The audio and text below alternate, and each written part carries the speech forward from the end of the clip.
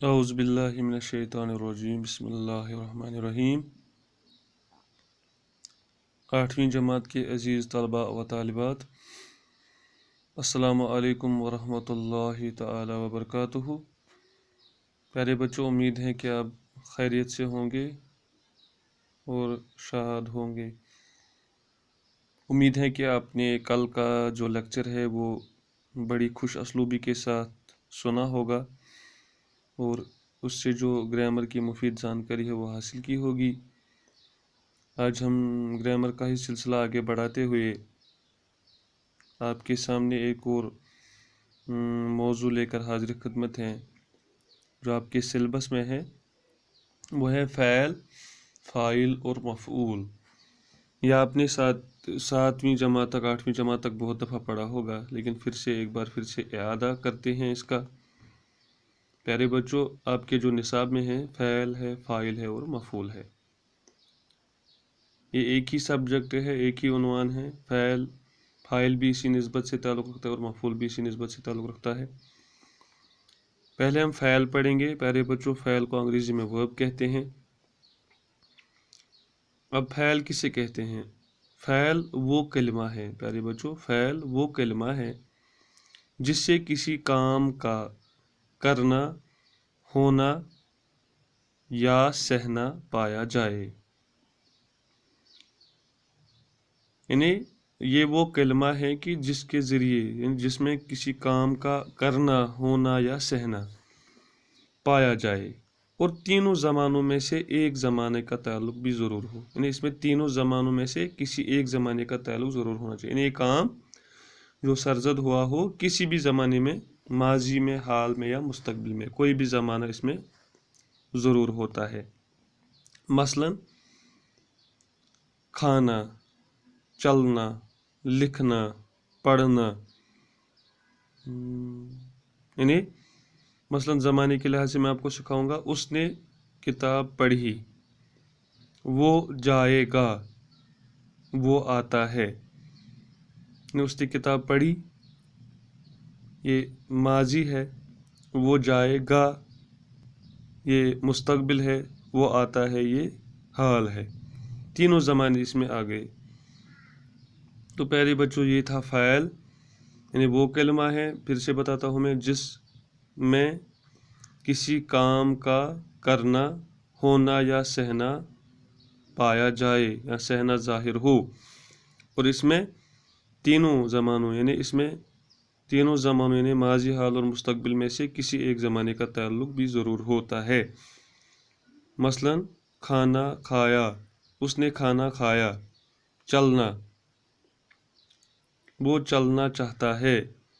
لکھنا، وہ لکھنا جانتا ہے، اس نے لکھنا شروع کیا ہے۔ اس میں کوئی بھی زمانہ ہو، ماضی بھی، حال بھی اور مستقبل میں، کسی بھی زمانے میں بھی کوئی بھی فعل واقع ہو، اسے فعل کہتے ہیں۔ اب آپ کو پڑھنا ہے فاعل۔ فاعل کسے کہتے ہیں؟ تو جان لو کہ فاعل وہ اسم ہے جس کے ذریعے کسی کام کا کرنا، ہونا یا سہنا سرزد ہو۔ یعنی جس کے ذریعے کوئی کام سرزد ہو، یعنی جو کام کرتا ہو، یعنی چھوٹے لفظوں میں آپ جان لیجئے کہ کام کرنے والے کو فاعل کہتے ہیں۔ وہ اسم ہے جس کے ذریعے کسی کام کا کرنا سرزد ہو، یعنی کسی کام کا کرنا، ہونا یا سہنا سرزد ہو۔ مثال، درزی، دھوبی۔ یعنی مثال ہم ایک جملہ دیں گے آپ کے لیے، رشید نے ارشد کو مارا، یعنی یا رشید نے بلال کو مارا۔ تو رشید کیا بن گیا؟ رشید بن گیا فاعل، یعنی اس نے مارا، تو رشید بن گیا فاعل، یعنی کام کرنے والا۔ یا ہم کہیں گے دوسرا جملہ، اکرم زمین کھود رہا ہے، یعنی اکرم کیا بن گیا؟ اکرم فاعل بن گیا، کام کرنے والا۔ تو فاعل آپ سمجھ لیجئے وہ اسم ہے، یعنی جس کے ذریعے کوئی کام سرزد ہو جائے تو اس کو فاعل کہتے ہیں۔ مثال درزی بھی فاعل ہے، دھوبی بھی فاعل ہے، دھوبی بھی فاعل ہے۔ درزی، دھوبی، جس سے کام کا ہونا، یعنی ترخان، مزدور جو کام کرتا ہے، یہ فاعل سب بن گئے۔ جملے میں سکھاتا ہوں میں آپ کو کہ درزی کپڑے سی رہا ہے، درزی کپڑے سی رہا ہے، تو یہ بن گیا، درزی بن گیا فاعل کہ وہ کیا کر رہا ہے، کپڑے سی رہا ہے۔ دھوبی، دھوبی کپڑے دھو رہا ہے، تو دھوبی کیا بن گیا، فاعل۔ اسی طریقے سے اسی نسبت سے آپ کو پڑھنا ہے مفعول، یعنی مفعول کسے کہتے ہیں؟ تو مفعول وہ اسم ہے جس پر کام واقع ہو، یعنی مفعول وہ اسم ہے یا وہ چیز، اس چیز کا نام، اس اسم کا نام ہے جس پر کوئی کام سرزد ہو، یعنی جس پر کام سرزد ہو۔ فاعل جس کے ذریعے کام ہو، اور مفعول جس پر کام ہو، جس پر کام کیا جائے وہ مفعول کہلاتا ہے، یعنی جس پر کوئی کام واقع ہو، جس پر کوئی کام سرزد ہو، جس پر کوئی کام واقع ہو، اس کو مفعول کہتے ہیں۔ مثال کے طور پر میں آپ کو بتاتا ہوں، وہی مثال میں دیتا ہوں پھر سے۔ اکرم نے رشید کو، یعنی ارشد نے رشید کو مارا، تو ارشد بن گیا فاعل اور رشید کیا بن گیا، مفعول، یعنی رشید کو اس نے مارا۔ یا پھر سے اکرم زمین کھود رہا ہے، تو اکرم کیا بن گیا، اکرم بن گیا فاعل، اور زمین کیا بن گئی، زمین بن گیا کیا، مفعول، کی زمین پر کام ہو رہا ہے۔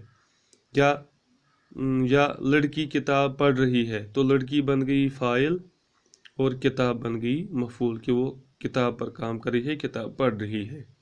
یا لڑکا گانا گا رہا ہے، تو لڑکا کیا بن گیا، فاعل، اور گانا کیا بن گیا، گانا کیا بن گیا کہ وہ گانا گا رہا ہے، اور گانا بن گیا مفعول، اور گا رہا ہے بن گیا فاعل، یعنی کیا کام کر رہا ہے، وہ گا رہا ہے۔ اس طریقے سے ارشد نے رشید کو مارا، تو ارشد بن گیا فاعل، رشید بن گیا مفعول، اور مارا بن گیا، مارنا بن گیا فاعل۔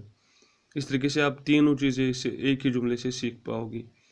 ارشد نے رشید کو مارا، ارشد بن گیا فاعل، رشید بن گیا مفعول، اور مارنا بن گیا فاعل۔ تو اس طریقے سے آپ نے تینوں چیزیں سیکھی، فاعل بھی، فاعل بھی، اور مفعول بھی۔ امید ہے کہ آپ غور سے اس لیسن کو سنو گے اور تینوں ان مفید ٹاپک جو ہے فعل، فاعل اور مفعول، ان کو اچھی طریقے سے سمجھو گے، اور اس کے جوابات واٹس ایپ پیج پہ لکھ کے بھیج سکتے ہو۔ آئندہ کے لیکچر کے لیے ہمیں اپنی دعا میں یاد رکھے گا۔ خوش رہے، شاد رہے۔ السلام علیکم ورحمۃ اللہ وبرکاتہ۔